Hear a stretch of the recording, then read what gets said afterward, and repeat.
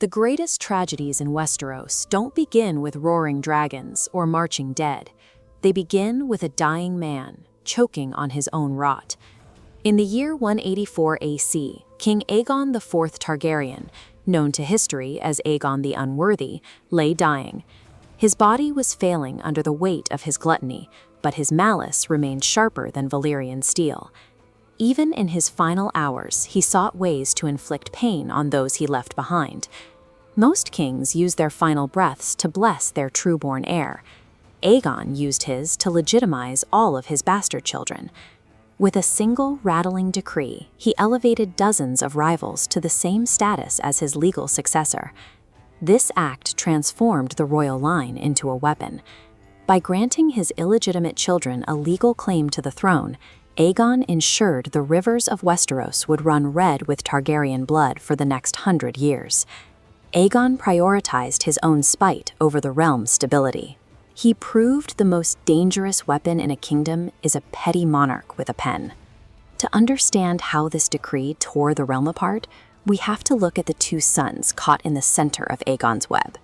On one side sat the legitimate heir, Prince Daeron. He was a thoughtful, scholarly diplomat who preferred books and maesters over the training yard. He was the type of man who could lead a kingdom through peace, but he lacked the martial presence the lords of Westeros expected. Daeron also faced a steep cultural divide. He was married to Miriam Martell and filled the Red Keep with her Dornish countrymen. To the martial elite of the Reach in the Stormlands, the traditional Targaryen court was being replaced by a foreign culture they despised. Then there was Daemon Waters. A bastard born of the king's cousin, Daemon was the physical ideal of a Targaryen king. He was tall, powerful, and possessed the silver-gold hair and purple eyes of old Valyria. To the battle-hungry lords, he was the warrior reborn. King Aegon fanned these flames by doing the unthinkable. He bypassed his legitimate son and gifted the ancestral sword, Blackfyre, to the bastard Daemon. This was the blade of Aegon the Conqueror. In a world where symbols carry more weight than law, the sword represented the right to rule. By giving it to Daemon, the king sent a clear message about who he believed truly deserved the crown. In a society built on martial strength, ancestral symbols can easily override legal rights. The realm was forced to choose between a paper decree and a conqueror's blade. Surprisingly, Daemon did not immediately rebel. Daeron took the throne peacefully, and for years the realm held its breath. The spark for war came from two other men. The coming chaos was steered by a deeply personal feud between two of the king's other legitimized sons, the Great Bastards.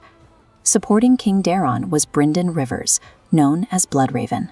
An albino sorcerer and master of whispers, he was the most feared man in the Seven Kingdoms, using a network of spies to crush dissent. Opposing him was Aegor Rivers, or Bittersteel. He was a disciplined warrior, driven by an absolute, blinding hatred for Bloodraven. He threw his weight behind Daemon, turning his personal grudge into a political movement. Bittersteel became the primary driver of the rebellion. He whispered endlessly into Daemon's ear, feeding his insecurities and insisting that a scholar like Daeron was unfit to lead a kingdom of warriors. He took the symbolic weight of the sword Blackfyre and used it to push a hesitant brother into open war.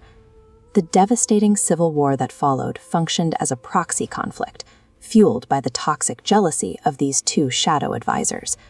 This manipulation tore the kingdom apart, leading to the slaughter of the Redgrass Field and a century of recurring rebellions. It established a terrifying new rule for Westerosi politics. Treason was no longer a question of law, but a question of who held the sharpest sword.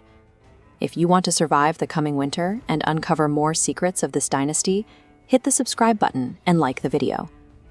But even the power of the Iron Throne cannot explain the sheer intensity of the hatred between Bittersteel and Bloodraven. Their rivalry grew from a much deeper, more intimate wound. Both brothers were in love with the same woman, Shira Seastar. She was another of Aegon's bastards, a woman of unmatched beauty who was said to bathe in blood to keep her youth.